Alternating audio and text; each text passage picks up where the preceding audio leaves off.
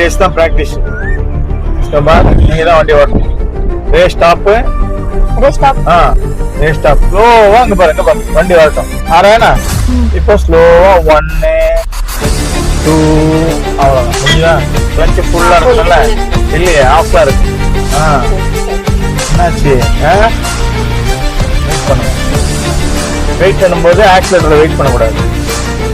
Leg break right third clutch ஃபுல்லா வெளியிடுங்க. Race வெளியே எடுக்கும்போது இப்படி எடுக்கக்கூடாது, இப்படி ஜம்ப் பண்ணணும். புரியுதா? இங்க தேர்டு கேர் தான். கிளட்ச் செகண்ட் பிரேக் லைட்டா பஸ் ஹீல் வேண்டது.